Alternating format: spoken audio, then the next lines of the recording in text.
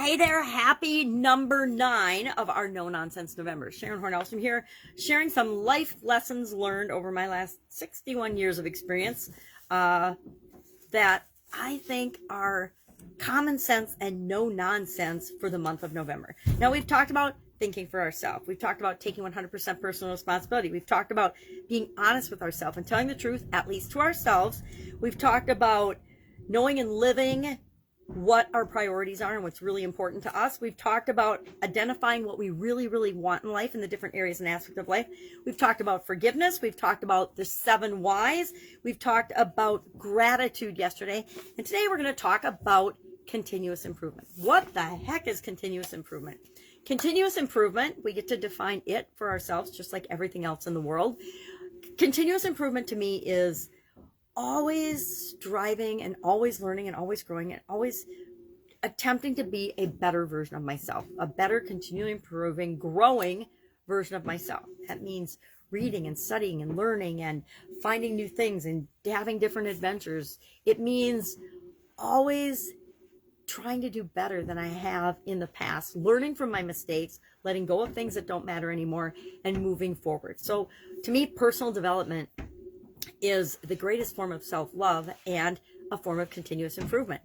Improving everything that we do in our jobs, in our businesses, in raising our family, in our communications, in all areas and aspects of our life.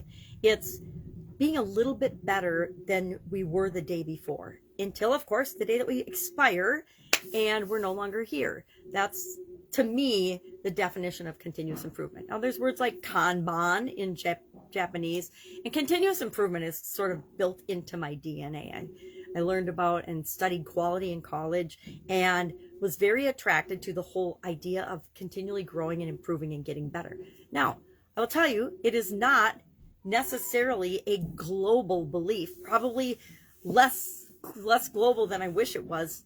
The vast majority of people on the planet do not have a belief in personal development or continuous improvement or growth.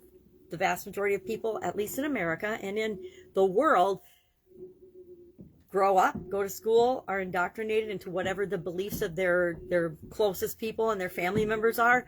And then they go out and they get a job, and some people strive and have big goals, but the vast majority of people just live their life on a day-to-day, week-to-week, month-to-month, year-to-year basis, dealing with whatever comes their way, not necessarily purposefully going out to create a difference in the world.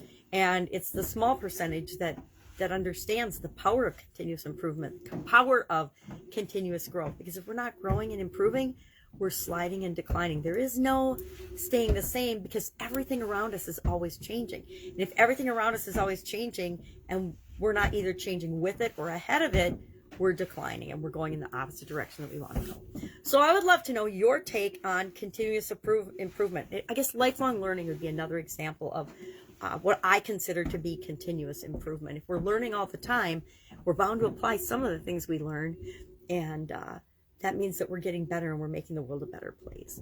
So that's our No Nonsense November for today. Adopt the philosophy of continuous improvement. Figure out what it means to you, and then start taking action to improve just a little bit every day. A teeny bit every day over the lifetime makes a huge difference. And if we were to all do that, think of how awesome the world would be. All right, have a great day. Any questions, any comments, any concerns, hit me up. Otherwise, I'll be with you tomorrow for another No Nonsense November. Have an awesome day.